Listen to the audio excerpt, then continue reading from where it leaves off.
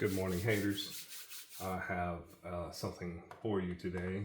I'm making this video for a couple of people that have suggested that maybe the reason why my vehicle is acting the way that it's acting is because the transmission is damaged. That is not the case, not yet. The engine could be damaged. I could tear the flywheel, the flex plate up. I could maybe tear the torque converter, bearings in the transmission or in the engine. Either one could be damaged by continuing to ignore the problem that I'm having with it going in reverse. Now, before I go too far with that, I want you to know that I do know from the documentation that I have that a torque reduction is requested by the transmission whenever it goes to reverse. So when you put the shifter into reverse, the switch on the top of the transmission does know that you're going to reverse.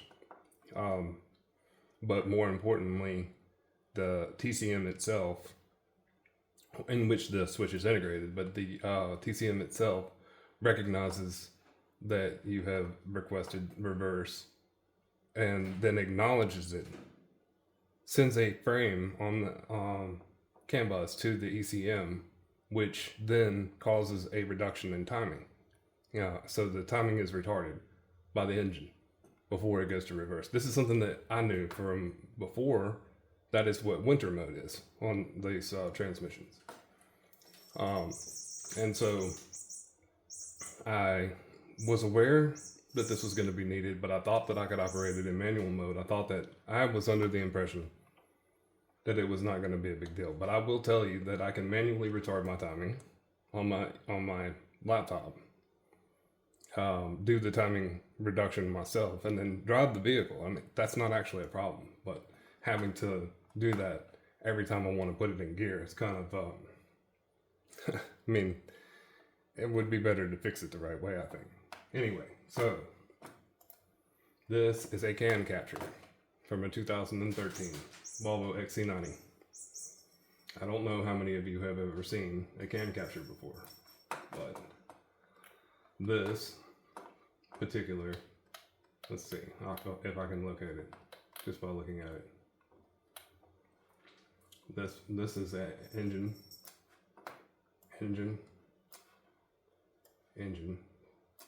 And there's the first TCM frame.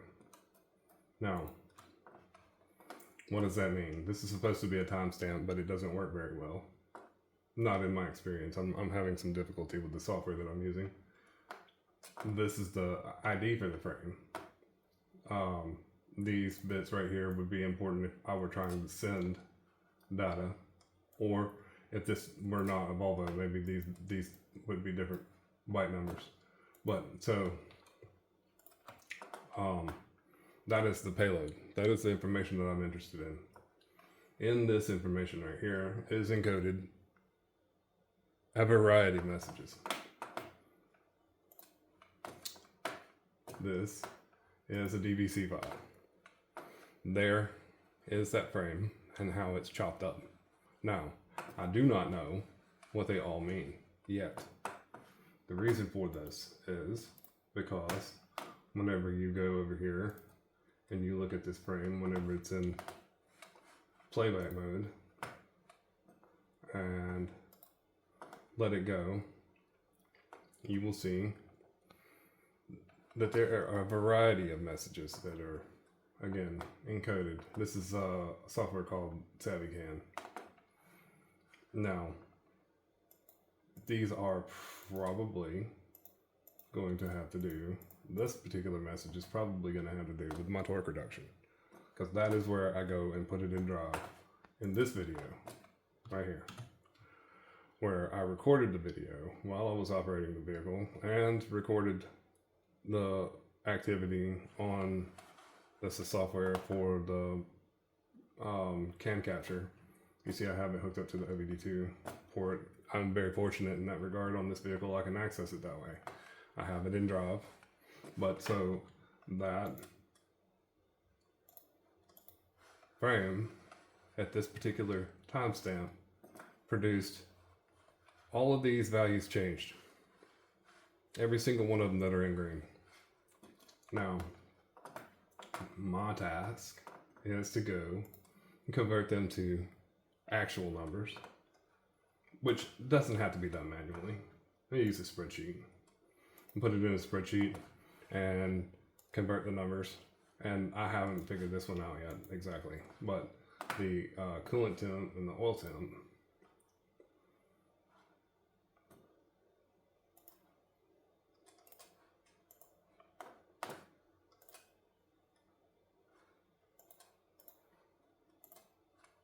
there we go. I got the RPM, the coolant temp, the oil temp, and it's just a matter of going through these values in this sheet and converting them into something that's meaningful. This, you're gonna have to, like, I had to actually go through my video and create a log of where I could correlate the frames, where the frames occurred in the video. And this is how I was able to obtain this. That's how I was able to actually know what the values were at certain times, because I had recorded them in the video. Now, back to the torque reduction. That is not the only thing that needs to be determined. I don't have reverse lights. My brake lights are working, fortunately. But the brake information is sent out on the can. There is a multitude of information that is sent out on the CAN bus that is required by various components in the vehicle: air mass, accelerator pedal, brake light. I got key status, which I'm not sure that I'm ever going to need that, but I mean, I had to figure out what it was so that I could rule it out from the brake light information whenever I got started. Because it was a Boolean as well. It's a larger Boolean link. It's actually a stacked frame, several different bytes, several different bits. That is a byte. There are 8 bits in a byte. So anyway, that's all. That's really all. That, and I'm working on this, trying to get all this information. Got quite a bit of it. Wheel speed, RPM in the transmission, turbine speed, transmission oil temperature, key on, key off, coolant temperature, accelerator pedal, brake light, air mass. I'm gonna have to find the scaling for the air mass. I know that is actually the air mass, and the ignition timing happens right next to that as well. I just don't have that listed in this file. But anyway, thanks for looking. Hopefully you understand it a little bit better.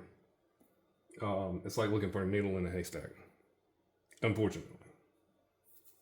I wish I would have fixed the wrecked vehicle, done this on my vehicle, and then done the swap. That would have been the ideal way to go about doing this. I got a little ahead of myself because it was wrecked. I went ahead and took it apart.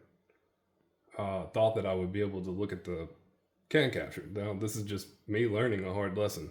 Don't be like me. Be better than me. That's what I tell my son. Anyway, guys, hope you have a good day.